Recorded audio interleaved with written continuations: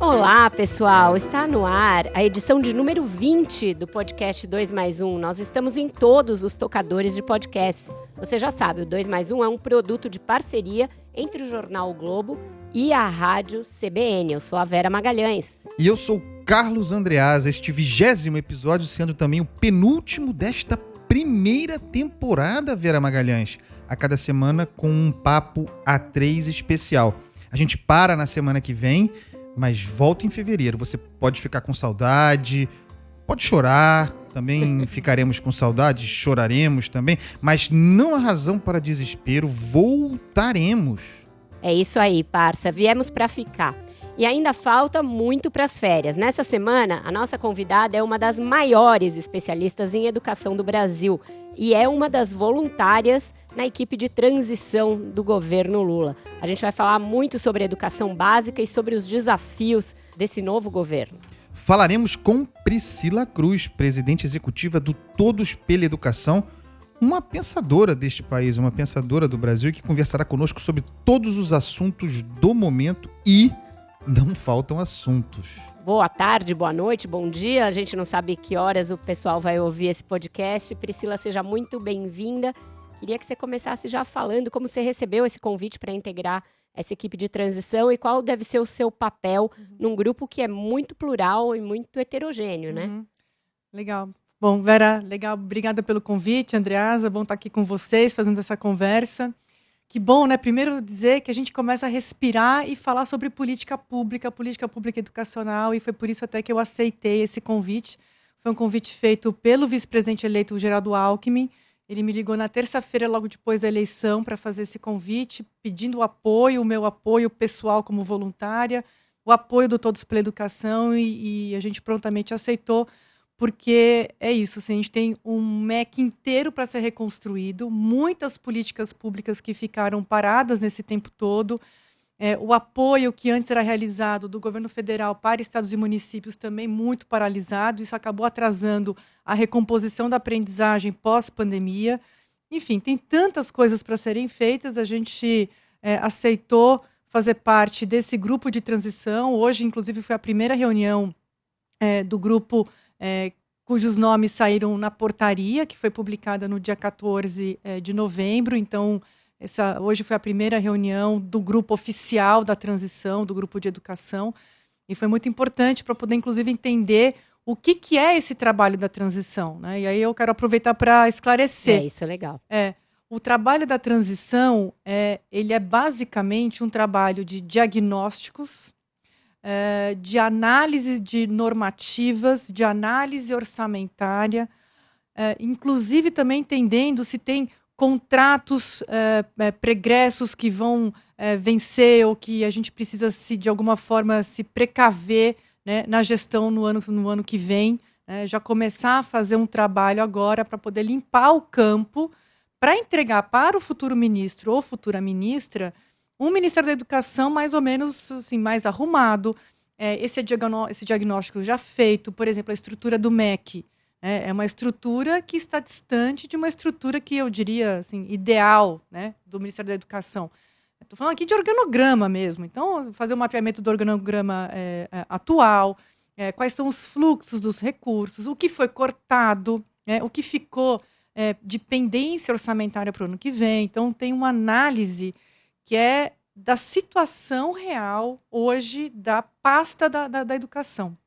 Não é um grupo para fazer propostas, para poder formular políticas públicas, não é o momento, até porque é importante a gente entender que o agora presidente eleito Lula, ele vai ter a incumbência de escolher um ministro e uma ministra, e será essa pessoa que vai constituir uma nova equipe, que vai pensar essas políticas públicas e sempre tendo como ancoragem o texto que foi protocolado no TSE de propostas dessa candidatura, desse grupo político para a educação. Então, é importante frisar isso, Vera, Andreasa. Não é um período agora de ficar propondo política pública, agora é um período de fazer diagnósticos para poder fazer com que esse próximo grupo que vai assumir o Ministério da Educação tenha mais agilidade para construir e reconstruir esse Ministério da Educação. Priscila, Ricardo Vélez Rodrigues, depois Abraham Weintraub, depois Milton Ribeiro. Nessa última etapa ainda teve um quarto ministro, Milton Ribeiro, caindo em função daquilo que a gente pôde conhecer, porque esse governo foi muito blindado, se blindou muito relativamente aos escândalos de corrupção. Não quer dizer que não tenha havido outras corrupções, certamente houve e aparecerão, mas houve uma blindagem extraordinária. Uma coisa que vazou dessa blindagem foi um grande escândalo de corrupção no Ministério da Educação, na gestão Milton Ribeiro, tem a ver com o FNDE, que, por outro lado, gerido pelo chamado Centrão, particularmente pelo Ciro Nogueira, senador e então ministro da Casa Civil. Esse é um cenário, para além da corrupção, essa sequência de ministros e, pelo que a gente sabe, de desconstrução do Ministério. Você falou em diagnóstico. Ainda não foi possível, começou agora o trabalho de transição, identificar em que lugar a gente está objetivamente. Mas você tem uma expectativa, né, Priscila, do que você encontrará, do que se encontrará. Qual é essa expectativa? Em que lugar o Ministério da Educação está? O que sobrou, se é que sobrou alguma coisa? Pois é, sobrou pouca coisa, Andreasa, infelizmente. E eu falo que sobrou pouca coisa porque quando a gente olha e faz análise da PILOA, né, que é o projeto de lei de orçamento para 2023, e isso Todos para a Educação já tinha feito essa análise, tá? Então, quer dizer, por isso também que a nossa contribuição para esse grupo de transição tem uma série de documentos que a gente já vinha trabalhando antes. Nessa análise que a gente fez, a gente identificou um corte de 96% para as políticas para a primeira infância. Então, sobrou dinheiro para fazer uma creche no Ministério da Educação. E 95% na linha orçamentária de desenvolvimento do ensino, que é uma linha que diz respeito ao apoio do governo federal para a expansão do tempo integral, para a implementação da Base Nacional Comum Curricular. Quer dizer, quando a gente fala em qualidade da educação básica, ela está associada a essa linha orçamentária que teve um corte de 95%. Então, quer dizer, isso a despeito do aumento do Fundeb, né? E como? Sim, porque o Fundeb ele é um fundo que faz a redistribuição para estados e municípios. Ainda bem que tem Fundeb, e ainda bem que o novo Fundeb foi aprovado em 2020, porque se não fosse o Fundeb, aí que o corte na educação básica teria sido ainda maior. Como o Fundeb ele vai tendo uma contribuição progressivamente maior da União para estados e municípios, né, dentro dessa redistribuição, não é que o dinheiro do Fundeb da União vai para todo mundo, ele vai para os que mais precisam. Ainda bem que teve Fundeb, porque se não fosse isso, a gente teria perdido, né? A educação básica teria perdido mais recursos ainda. Então, tá certo, é isso. A despeito do Fundeb, a gente teve aí um corte grande no Ministério da Educação, especialmente na educação básica, né? As universidades também perderam bastante, mas a gente teve um corte muito grande, inclusive na merenda, né? Olhando para o ano que vem, uma outra, também aqui no campo do diagnóstico, 2 milhões de alunos vão ficar sem livros didáticos. Né? Não, simplesmente... Porque não houve contrato, é isso? Não houve, o dinheiro não foi para essa contratação, não chegou nas editoras, né? Tem um cronograma que precisa ser respeitado, porque as editoras elas precisam produzir esses livros, imprimir, distribuir, enfim. Então, a gente já vai entrar no ano que vem com esses 2 milhões de alunos sem livros didáticos. Não tem dinheiro para fazer o Enem do ano que vem. Então, quando a gente fala que tem que recompor o orçamento do MEC, a gente está falando de coisas muito básicas. É ter dinheiro para realizar as avaliações, o Enem, que é a porta de acesso desses alunos para a universidade. Não é à toa que a gente teve um Enem com uma baixíssima participação. Os alunos, por conta da pandemia, por conta deles observarem esse sucateamento do Ministério da Educação, etc., eles próprios passaram a não acreditar que seria possível ingressar na universidade. Então, olha, por que eu vou fazer o Enem se está tendo corte nas universidades federais? Se eu não aprendi nada porque aquilo que eu perdi durante a pandemia não foi recomposto. Então, a gente realmente está numa situação de abandono muito grande e acho que a gente vai ter que ter um pouco de paciência aqui, sabe? Eu queria um pouco de desabafo aqui com todos vocês, aproveitando essa intimidade que o podcast nos dá, né? Que é ter um pouco de paciência, porque como a desconstrução foi muito grande, a destruição foi muito grande, só para recompor esse orçamento, isso vai demorar. Tem muita coisa que precisa ser refeita dentro do INEP, no FNDE, no próprio MEC. A gente acabou de verificar nomeação de pessoas, digamos assim, complicadas no Conselho Nacional de Educação, né? E entendendo que, por exemplo... Isso no apagar das luzes. No apagar das luzes. E, por exemplo, uma das coisas que acho que vocês já me ouviram muito falar, que tem que mudar a formação de professores. Hoje, 62% dos futuros professores são formados 100% à distância. Quer dizer, que é uma maluquice, né? Quer dizer, é um suicídio educacional você permitir que essa maioria de professores sejam formados à distância. Só que para poder mudar isso vai chegar no Conselho Nacional de Educação. Né? Norma é Conselho Nacional de Educação, e aí a gente tem essa situação muito complicada desses novos nomes. Então, tem muita casca de banana, por isso que a transição é importante, porque ela tem que identificar tudo isso com antecedência o máximo possível, já preparar os caminhos legais, os caminhos orçamentários, os caminhos de fluxos dentro do Ministério da Educação para que a gente consiga sair o mais rápido possível desse atoleiro. Porque e se lá dentro disso, né, dessa necessidade de fazer um diagnóstico, de recompor a estrutura do MEC, recompor a estrutura orçamentária, a gente olha para o grupo da transição da educação e vê que é um dos mais volumosos em quantidade de pessoas. Tem, se eu não me engano, eu vi a portaria reeditada hoje, porque acho que outros nomes chegaram. São 22 pessoas dentro desse grupo. Tem uma dinâmica de trabalho que permita que esse grupo seja operacional para além da necessidade de você colocar todo mundo para dentro? Porque me parece que está sendo um vício dessa transição, essa coisa de achar que tem que pôr todo mundo para dentro e que isso vai se traduzir em mais transparência, em mais eficiência, quando, na verdade, não necessariamente. Você preside um grupo que tem um trabalho executivo importante de traçar diagnósticos. Muitas vezes você sabe que enxugar ajuda a chegar no diagnóstico. Não está havendo não está muito balofa essa transição? Sim. Olha, Vera, hoje foi a primeira reunião, né, do grupo que foi nomeado, né, de forma voluntária, né, você mesma disse, enfatizou isso, são todos voluntários para essa transição. Olha, se o objeto, né, se a missão desse grupo fosse chegar em consensos de políticas públicas, de propostas, daquilo que, por exemplo, como garantir a alfabetização de todas as crianças, né, que é um dos temas muito importantes, melhorar a formação de professores, expandir a educação integral ou a implementação do novo ensino médio. Tem uma série de temas aqui que eu acho que com esse grupo dificilmente a gente chegaria num consenso. Eu fico um pouco mais confiante com esse trabalho porque ele é um trabalho de diagnóstico. Então, são basicamente números, fluxos, né, legislação. Sim. Então, assim, se fosse para a gente construir um programa de governo, aí sim, acho que você teria toda a razão. Seria bastante temerário, porque o tempo é super enxuto, né?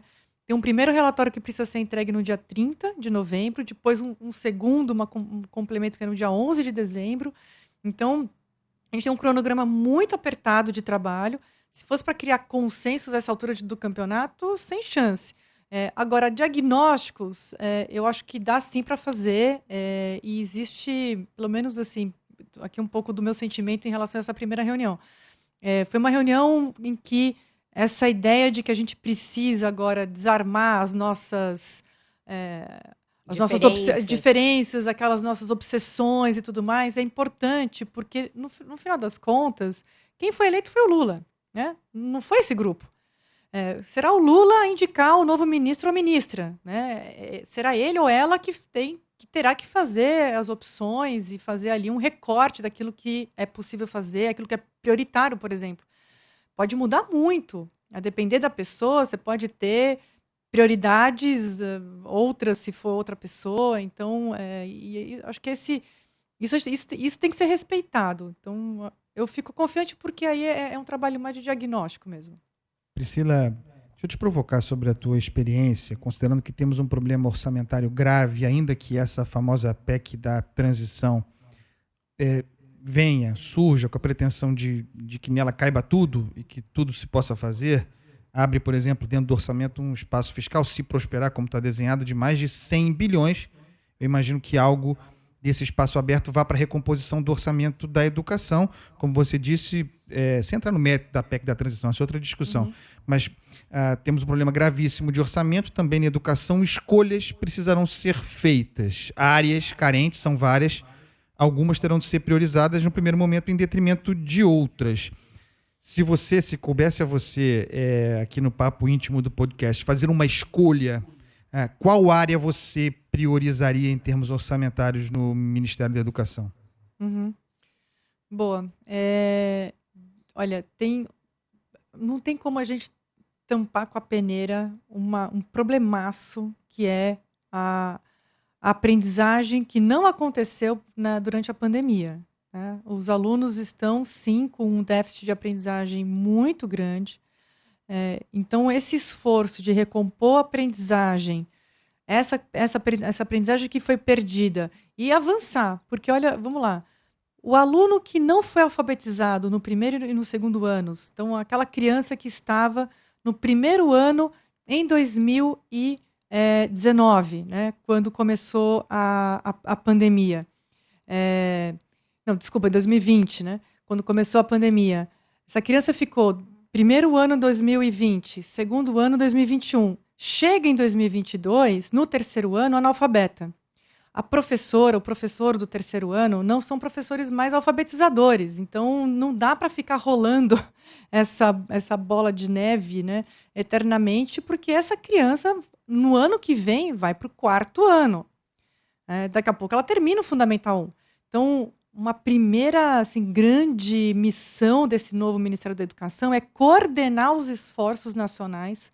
Lembrando aqui o ouvinte que o Ministério da Educação ele não faz a gestão direta de escolas, mas ele tem uma responsabilidade muito grande, importante, que é de coordenar os esforços de estados e municípios para que todo mundo ande junto, tenha menos desigualdade de resultados e principalmente apoiando aqueles municípios de maior vulnerabilidade na gestão, em termos de recursos. Então, para que a qualidade da educação de uma criança não seja definida pelo seu CEP.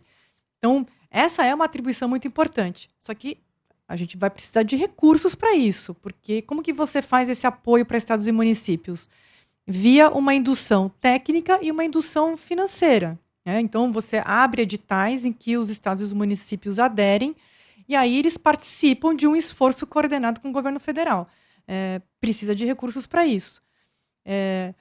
Para além das transferências do Fundeb e dessas outras recomposições que você já apontou que vão ser necessárias. Esse aí é o recurso discricionário, né? Que é o dinheiro que o governo federal ainda dispõe, porque ele não está ali bloqueado por conta de uma despesa fixa. Ele dispõe para poder justamente fazer um investimento em políticas públicas educacionais para a melhoria da qualidade. Você está falando de um fosso que já existia e que se alargou, que se aprofundou durante a pandemia, uma das consequências da pandemia em termos de alfabetização. As pessoas... Não apenas alfabetização, Andreas, eu falei aqui de alfabetização, mas tanto o Fundamental 1, Fundamental 2 e o ensino médio tem deficiências de aprendizagem que a gente vai precisar corrigir. Eu dei aqui o exemplo da alfabetização porque obviamente, é muito gritante. É muito gritante, não tem como uma criança se alfabetizar remotamente. Então, realmente tem aí uma questão muito emergencial que a gente precisa resolver. Mas toda a educação básica foi muito afetada. Eu estou impressionado com isso. Não que a gente não soubesse disso, pensavam muito sobre isso aqui no programa local, no CBN Rio, que eu apresento. A gente tratava muito dessa questão desse fosso alargado, especialmente na comparação entre escolas públicas e privadas. As escolas privadas, por exemplo, voltaram às aulas muito antes das públicas. Aqui no Rio, a minha impressão é de que a educação foi para o último lugar na fila. Não, vamos aproveitar e cortar todos os gastos possíveis com a educação, e acho que nunca se retomou a contento isso. Então, a gente fica até sem palavras. Mas a gente tem uma discussão, que é uma discussão antiga no Brasil e que você pode ajudar a clarear aqui para a gente, porque é daquelas discussões que viram chavão de rede social e de bar, que é o seguinte: não falta dinheiro para a educação, o Brasil gasta muito mais em relação ao seu próprio PIB do que outros países que têm indicadores educacionais melhores, o que falta é gestão, etc. E isso vai voltar à mesa porque tem muitas áreas disputando recursos escassos. no diagnóstico de vocês, e vocês são muito incisivos em olhar com lupa para os gastos, falta mesmo recursos ou falta uma gestão melhor dos recursos? Vera, eu acho que tem que pensar em sequência. Precisa melhorar a gestão, sim.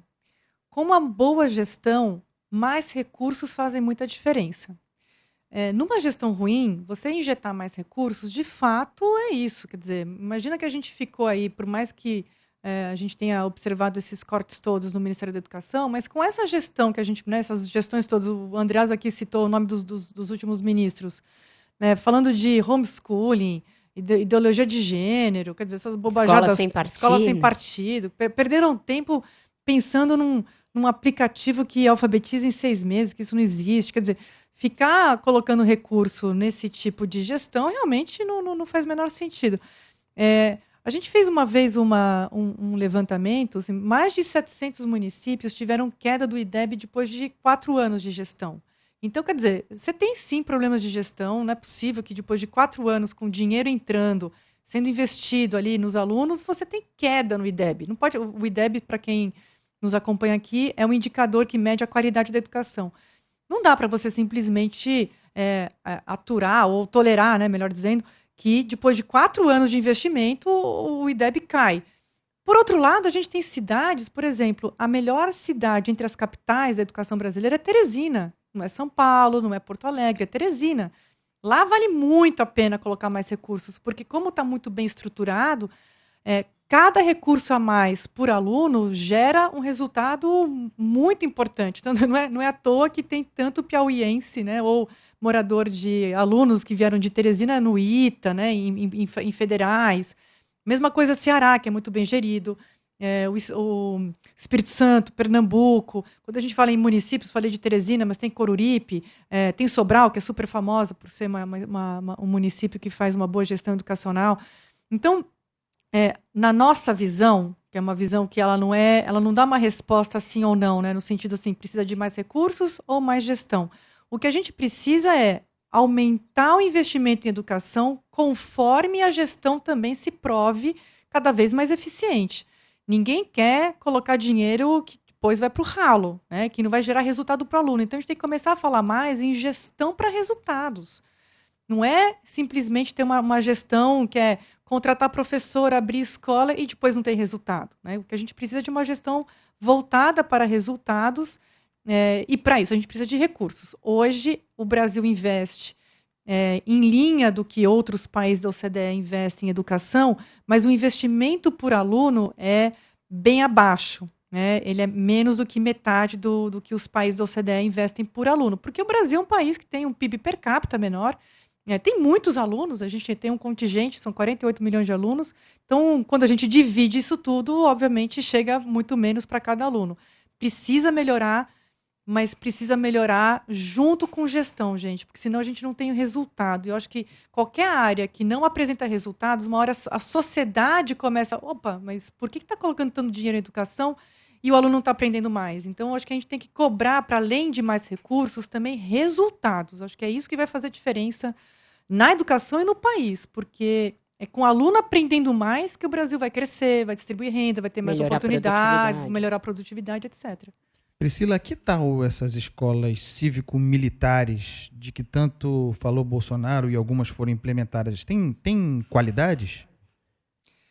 Andreas, olha, ainda bem que eles são muito ineficientes, né?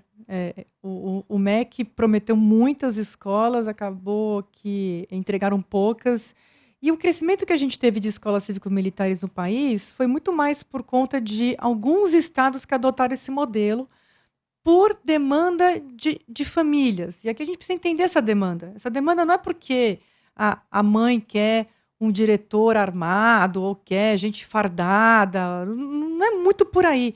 A questão é que existe uma expectativa de que essas escolas cívico-militares elas sejam melhor geridas e que tenham mais disciplina. A questão da disciplina é fundamental. As mães têm medo, muitas vezes, dos seus filhos entrarem na escola, e aí tem uma briga, e aí tem uma faca, e tem alguma coisa. Quer dizer, a gente sabe que tem aí uma quantidade, infelizmente, intolerável de violência nas escolas do país. Então, muitas famílias acham que é por esse modelo de escolas cívico-militares, até porque elas não têm contato com outro modelo. Mas, por exemplo, quando a gente olha as escolas de ensino médio de Pernambuco, educação integral, 7 a 9 horas que o aluno fica na escola, o professor também é fixo na escola, não tem violência, o aluno faz teatro, esporte, aprende. Depois, quando a gente olha, são aqueles que conseguem melhores empregos também. Então, o que a gente precisa é ganhar essa narrativa, de novo, pelo resultado. É com educação integral que dê resultado para o aluno, que depois ele consiga, na sua geração, romper com o ciclo de exclusão e pobreza que a sua mãe, que o seu pai estão presos há muitas gerações, né? Então, quando a gente começa a oferecer para a família brasileira uma opção e referências melhores de escola pública, aí sim a gente ganha o debate público, porque hoje existe uma concepção, e eu acho que a gente não tem que julgar essa família. Eu entendo a mãe que acha que uma escola cívico-militar vai ser melhor para o seu filho. A gente tem uma questão de segurança pública no Brasil. A gente tem, quer dizer, nenhuma mãe quer que seu filho esteja ali, né, vulnerável. Tráfico, né? Exato, tráfico de drogas. Tá? Então, existe essa concepção de que o filho vai ser melhor protegido numa escola cívico-militar, o que não é verdade. E aí eu finalizo, André, essa resposta dizendo o seguinte: a escola cívico-militar, ela custa mais, ela custa quase 3 vezes mais por aluno, então ela é absolutamente inviável com o recurso que a gente tem hoje no Brasil. Não dá para escalar a escola cívico-militar, a gente nem quer, porque não é pela opressão, não é pelo estilo militar que a gente quer educar as nossas crianças, mas também do ponto de vista da gestão, não faz o menor sentido, porque ela custa mais dinheiro mesmo. Quando a gente tem modelos, o modelo das escolas de ensino médio do Espírito Santo, de Goiás, de Pernambuco, né, que é o grande exemplo do ensino médio no Brasil, que são escolas que são só cívico, não tem nada de militar, e tem um resultado excepcional. Melhor que muita escola privada. E aqui eu quero aproveitar para dizer, escola privada no Brasil também não é de tanta qualidade assim, viu? Fiquemos de olho, porque a gente às vezes acha que a escola pública é de má qualidade, que a escola privada tem uma qualidade melhor. Quando a gente olha a média e retira o efeito socioeconômico da equação, escola pública e privada tem a mesma entrega de resultado. Então, a gente precisa batalhar para que todo mundo tenha essa qualidade e esses resultados. Quando a gente fala em escola cívico-militar, a gente está trazendo um dos temas da tal pauta ideológica, que norteou os trabalhos do MEC nessas gestões todas, entrava ministro e saía ministro. Muitos outros projetos estão por aí, ainda como fantasmas, nas gavetas que vocês vão encontrar na transição. Essa história de homeschooling está no Senado, parada lá, o Senado deu um freio nesse negócio que passou pela Câmara, e outras pautas também estão lá. Mas, para além de estarem nos escaninhos do MEC e do Congresso, essas pautas ganharam a sociedade, ganharam a conversa do dia a dia.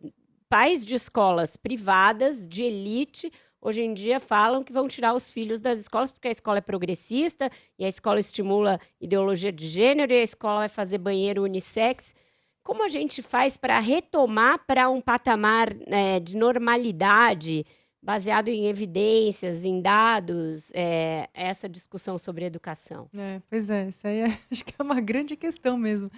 E, de fato, quer dizer, você vê que não tem nada a ver com escolaridade ou com acesso cultural, ou acesso repertório. O que a gente tem visto é justamente isso, assim, escolas privadas, com famílias fazendo cobranças para as escolas absolutamente equivocadas, quer dizer, na contramão do mundo, né? Porque quando a gente vê o sistema educacional europeu, especialmente do norte da Europa, ou mesmo nos Estados Unidos, assim, a gente vê muito mais abertura, muito mais debate, muito mais produção artística, esporte, né? A atividade do teatro é muito importante, a discussão, você poder, de forma livre, sem ficar com medo, né, de colocar suas posições. Isso é valorizado, porque a gente aprende com o contraditório, a gente aprende quando a gente abre a cabeça E aí passa a dizer, olha, isso aqui que o meu colega acabou de dizer faz todo sentido, eu pensava outra coisa, mas agora eu mudei de ideia, né? Essa história de mudar de ideia realmente é algo que a gente precisa voltar a valorizar, né? Quer dizer, Pois é. a gente está nessa bolha em que as pessoas acham lindo é não mudar de ideia, né? Você pode me apresentar evidência, você pode me apresentar os dados, o que for, mas eu não vou mudar a minha ideia porque a minha ideia é um dogma, né? Agora, a escola tem sim um papel nisso. Para isso, as famílias precisam também ser desarmadas. Assim, quer dizer, essa cobrança que mães, pais, famílias fazem para as escolas, isso está fazendo com que a gente retroceda nesse direito que as crianças têm em viver num ambiente plural. E aqui, quando eu estou falando plural, não quer dizer que é de defesa, quer dizer, ninguém precisa assumir um valor de outra família ou do professor, nada disso. Mas quando a gente consegue conviver num ambiente com opiniões diferentes, com a abertura de poder, inclusive mudar de ideia, discordar, e, enfim, mudar de posição, isso é crescimento intelectual. Né? Como que a ciência é feita? A ciência é feita quando a gente passa, exatamente, a gente experimenta e passa a aprender com aquilo que é a evidência. Ou quando uma ideia contrária à sua te faz pensar numa outra rota de pensamento. Quer dizer, é assim que o ser humano é isso. Quer dizer, toda a nossa evolução intelectual ela foi feita a partir do contraditório, a partir do choque de ideias, a partir do confrontamento com situações que eram consideradas impossíveis. Né? Quando você olha... Eu gosto muito de física, Vera e Andresa. É muito impressionante quando a gente começa a olhar a física das partículas, do espaço, do tempo, quer dizer, é tão anti-intuitivo. Imagina se eu imaginasse que, olha, eu só acredito naquilo que eu vejo. Não, pelo amor de Deus, tem uma ciência toda baseada naquilo que a gente não consegue ver. Então, acho que é importante para a valorização, quando a gente fala em valorizar a ciência, é valorizar esse ambiente aberto para aprender. Agora, Vera, a tua pergunta, confesso que eu não tenho essa resposta, sabe? Porque acho que a gente vai ter que debater muito isso ainda e ter muita conversa, muita paciência, um pouco de acolhimento, sabe? Ouvir essas demandas. No fundo, tem um ressentimento não curado aí, que a gente vai ter que entender de onde vem, né? Por isso que, olha, eu tenho sempre dito isso. A gente vai mudar esse jogo para valer quando não só esse governo, mas os próximos governos derem resultados. Quando a população brasileira começar a perceber que ela tem uma vida melhor. Porque, no fundo, o que explica esse ódio todo, essa intolerância, é um ressentimento, é alguma coisa que a pessoa não está conseguindo lidar. Né? São medos. Então, acho que tem que dar muito resultado. Tem que investir na educação para que a criança aprenda, tem que investir na ciência para que a gente consiga ter uma fronteira de conhecimento e inovação maior. A gente precisa investir na saúde para poder fazer com que as pessoas se sintam e sejam saudáveis, segurança pública, acho que é tudo isso, dignidade de vida, não ter fome, que é uma violência. Então, acho que conforme a população comece a perceber que a sua vida está melhorando, eu acho que acalma. E muita conversa, no final das contas, é isso. Pessoal, eu tenho uma pergunta para fazer para Priscila, mas essa reflexão que ela fez agora impõe que a gente antecipe aquele nosso intervalinho. Vamos fazer um rápido intervalo, você bebe a sua água ou qualquer outra coisa que você quiser, tá liberado, e a gente já volta, tá bom? No episódio desta semana do podcast CBN Professional, que é uma parceria com o jornal Valor Econômico, você vai saber como valorizar as equipes e estimular a colaboração.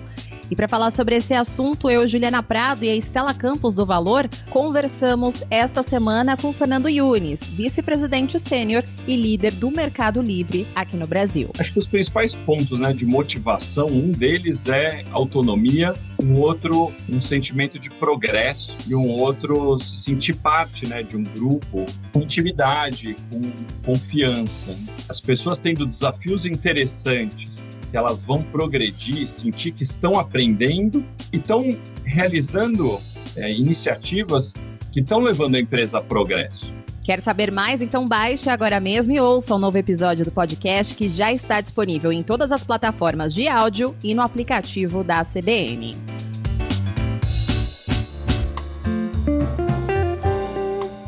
Como diz Vera Magalhães, falei que era rápido, já estamos de volta.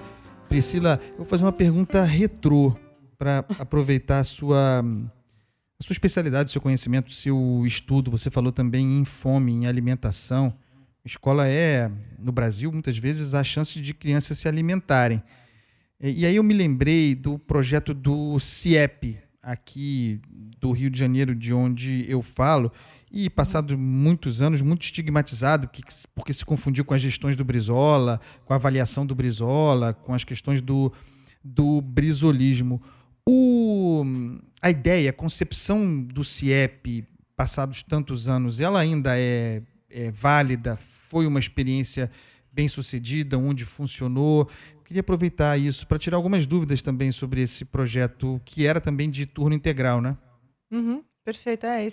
Os CIEPs foram a realização do sonho do Anísio Teixeira, né? Que é isso, que acabou de completar 100 anos de nascimento.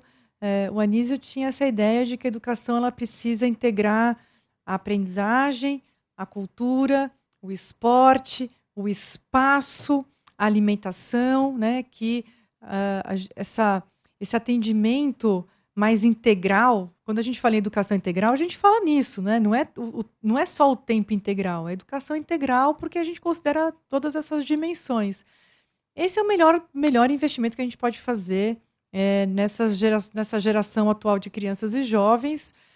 O Anísio tinha toda a razão, é impressionante como a gente ainda não conseguiu realizar esse sonho dele de forma ampla.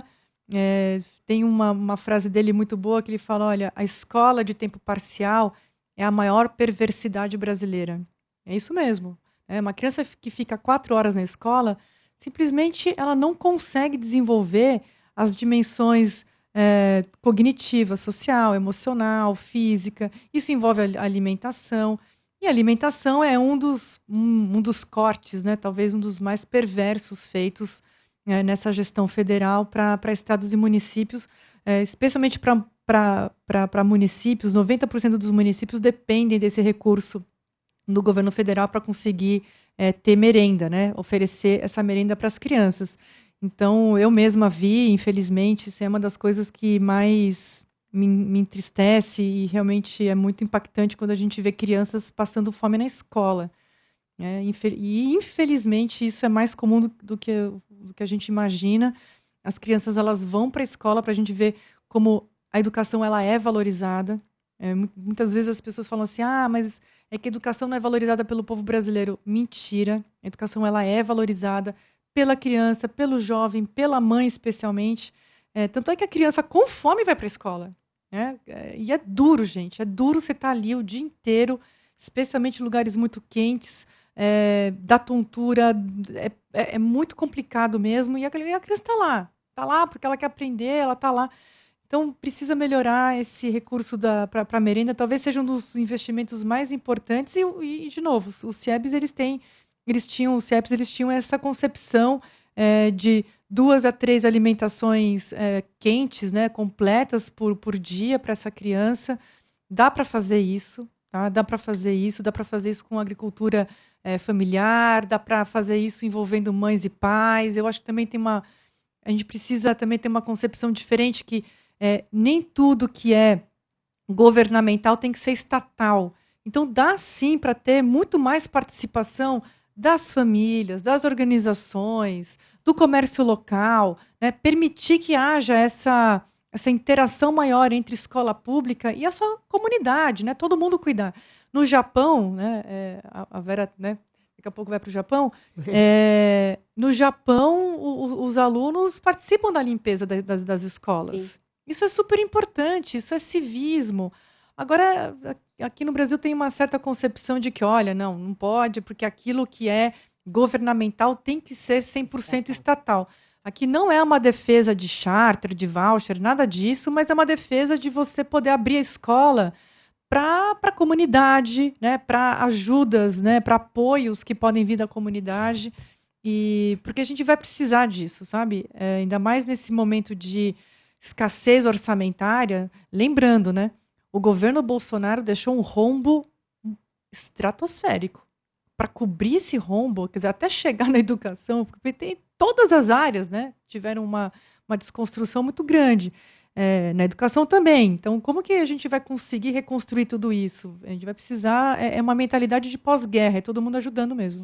Vamos trazer um pouquinho os nomes aqui para essa nossa conversa que já está caminhando para o encerramento, né? Na educação, os nomes que mais aparecem na lista de apostas são o da governadora do Ceará, Isolda Sela, do ex-ministro Fernando Haddad, que eu acho que ele não tem a pretensão de repetir um ministério que ele ocupou por tanto tempo, mas ele ajudou até a montar esse grupo, do qual você faz parte. Ele foi um dos grandes articuladores dos nomes que vieram a integrar esse grupo. E aí tem outros nomes menos cotados, o do ex-secretário aqui de São Paulo, Gabriel Chalita, pela proximidade que ele tem com Alckmin e pelo papel que ele teve na articulação da chapa Lula-Alckmin e outros nomes.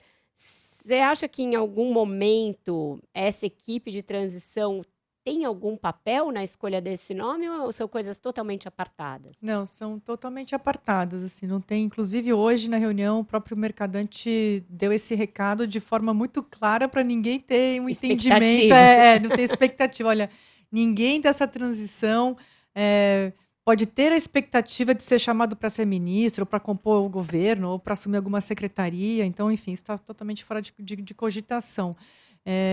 Agora, esses nomes todos que você falou, Vera, a Isolda ela tem um histórico excepcional na educação básica, então parece que tem aí uma chance grande de ser escolhida. Ela vai precisar ter uma equipe forte para o ensino superior, porque ela é uma pessoa muito voltada para a educação básica.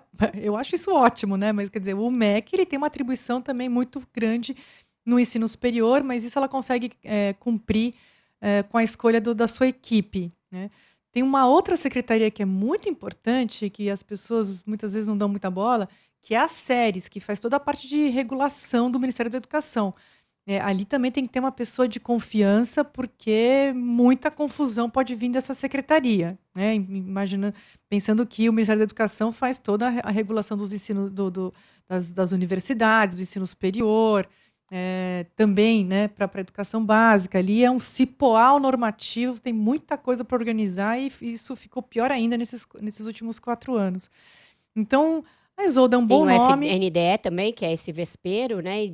Onde tem o dinheiro, sim, né? O Henrique Paim, que hoje, inclusive, é o coordenador do grupo de transição da educação, ele foi presidente do FNDE quando o Haddad foi o ministro, e ele botou uma ordem lá. É importante dizer isso, porque antes era um balcão, o Paim conseguiu tirar esse balcão com regras, e agora o que a gente tem, eu já cansei de ouvir prefeitos, secretários de educação estaduais e municipais dizendo o seguinte: olha, eu só consigo verba no FNDE se eu tiver com um deputado do meu lado, um deputado do Centrão, quer dizer, você precisa ter acesso. Só que o FNDE é um recurso para qualquer estado e município, quer dizer, ou tem direito ou não tem direito, né? A regra tinha que ser muito mais clara. Então, voltar a ter um FNDE que não seja um balcão, né, que tenha ali regras claras de transferência de recursos a partir de projetos, a partir de resultados a serem alcançados, também não é para ficar panfletando dinheiro.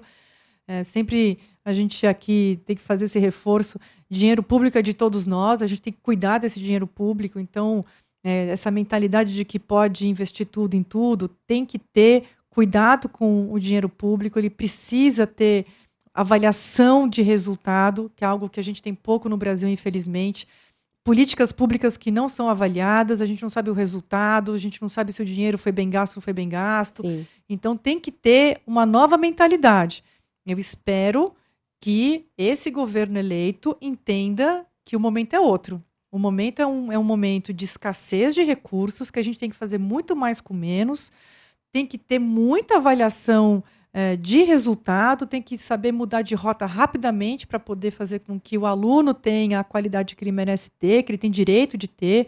E o FNDE, sem dúvida nenhuma, deixar de ser esse órgão que beneficia alguns prefeitos porque são da base, acabam penalizando outros porque não são da base. Então, essa situação que acabou prejudicando muitos alunos brasileiros precisa acabar.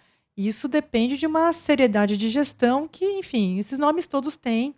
A Isolda ela se provou uma boa gestora, tanto em Sobral, no Ceará, no campo da Tô educação sentindo básica. uma torcida, hein? Pelo fato de ser mulher, Ela é ser mulher. da sua área. Não, ela é mulher, ela é do Nordeste, ela é uma boa gestora educacional. Eu sinceramente acho que ela seria uma excelente ministra. Agora, ela precisaria compor com técnicos do ensino superior, porque grande parte da agenda do MEC é ensino superior. Então, ela vai precisar ter pessoas ali ao lado dela para poder apoiar nesse campo. Priscila, você falou mais cedo em ressentimento.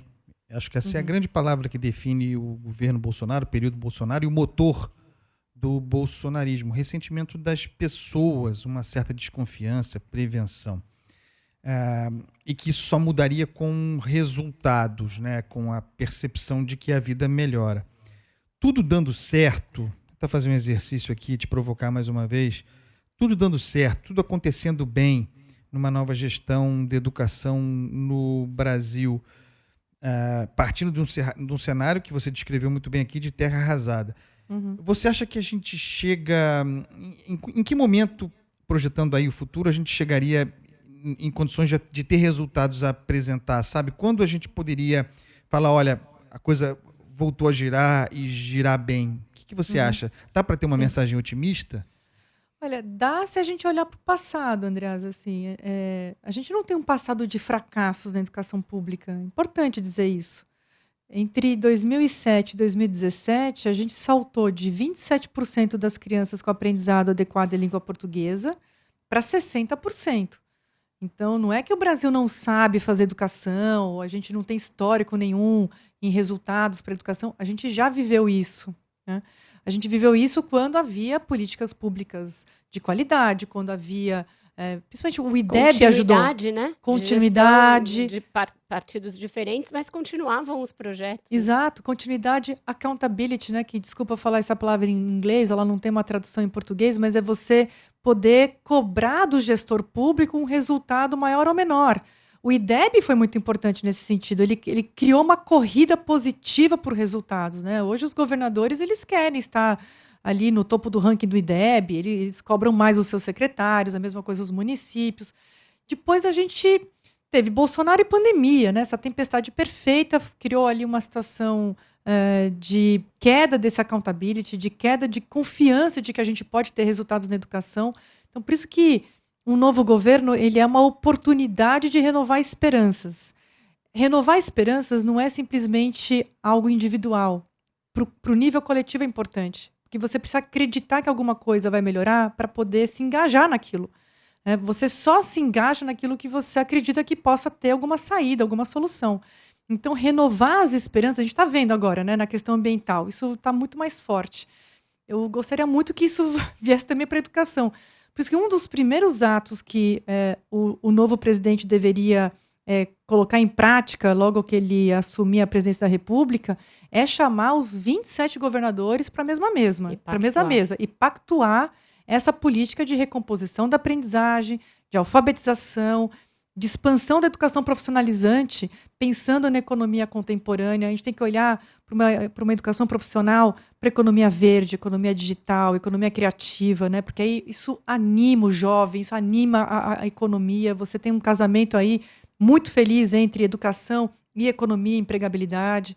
Então, pactuar esses grandes caminhos e colocar todo mundo no mesmo barco, né? Isso é importante recompor o pacto federativo na educação básica. E aí eu te trago de volta para essa composição da transição, para uma estigmatização que foi feita ao longo dos anos Bolsonaro das fundações, das ONGs, Sim. que eram sempre vistas como algo ali do mal, conspirando com algum interesse, e te perguntar se o fato dessas fundações estarem na transição significa que vai haver um olhar mais colaborativo por parte do PT, menos sectário, inclusive em relação a um PT do passado, muito sectário na educação, né? Que a gente lembra como era. Só o sindicato tinha voz, muito fechado dentro do partido. Você acha que eles estão mais abertos para esses outros olhares?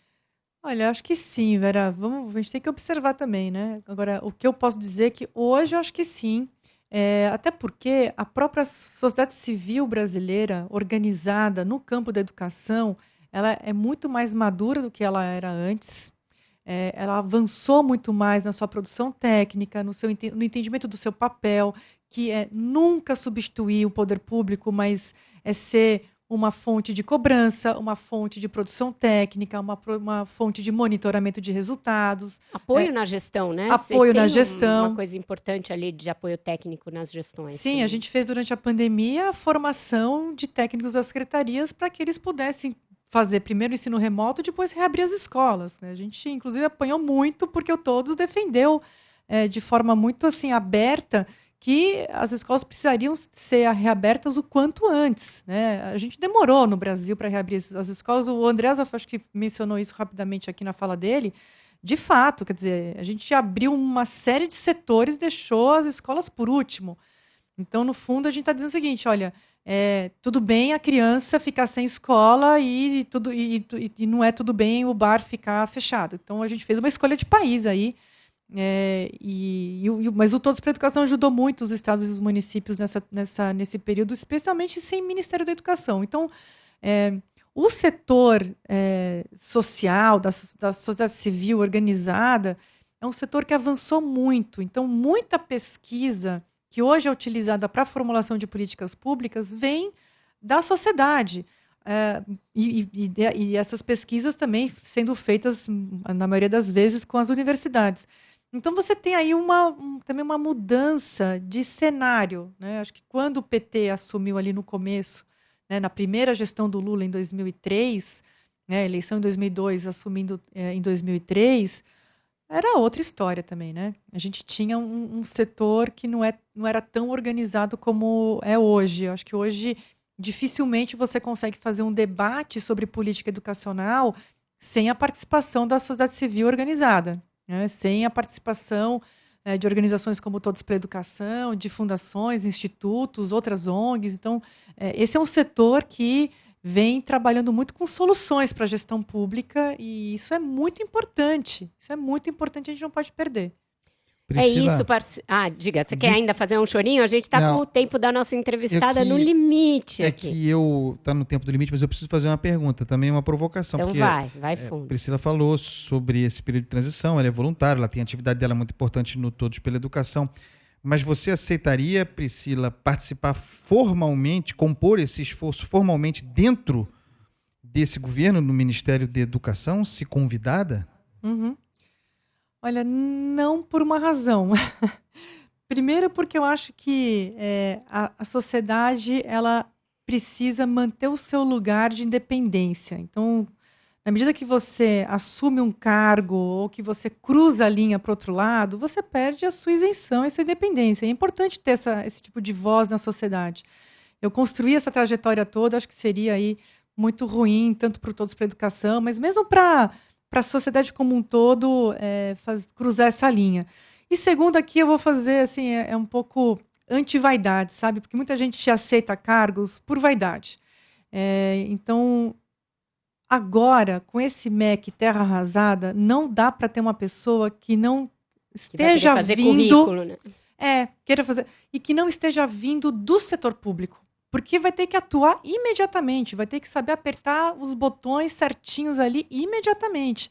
Então não dá para ter ninguém que vai ter uma curva de aprendizado, que ainda vai entender como que opera no setor público. Uma coisa é eu desse lado, como formuladora, pesquisadora, gestora de organização social, quer dizer, a gente entende muito de educação, mas eu não estou no dia a dia da gestão pública. Você acha que nesse grupo tem nomes com esse perfil? Eu acho que nesse grupo tem pessoas...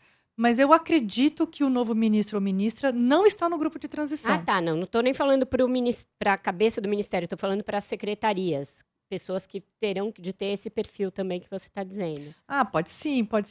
Eu acho que, inclusive, a depender da escolha do ministro ou ministra, essa pessoa pode ter uma capacidade de convocação, né, de atração para o Ministério da Educação de pessoas excelentes, né? Pessoas que estudam política pública educacional, gente que vem trabalhando já com a gestão pública, mesmo fora da gestão pública, na implementação, na formulação, nos aprimoramentos constantes, em bons diagnósticos. Então, a depender da pessoa, dá para ter uma equipe de excelência no Ministério da Educação, né? Eu torço para isso, eu fico otimista aqui, espero manter esse otimismo pelos próximos anos.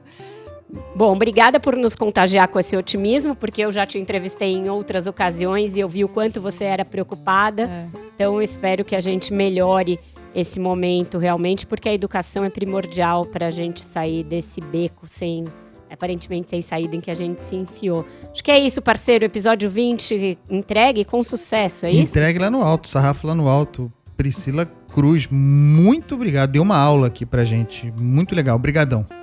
Eu que agradeço, gente. É sempre uma delícia conversar com vocês. Obrigada, então. E aí, na semana que vem, a gente vem com o episódio de despedida, sem spoiler por enquanto, mas vai ser bom, com certeza. Despedida da temporada, tá, pessoal? A gente vai descansar, mas volta em fevereiro, porque a nossa função fiscalizadora continua. Um beijo. Beijo, pessoal.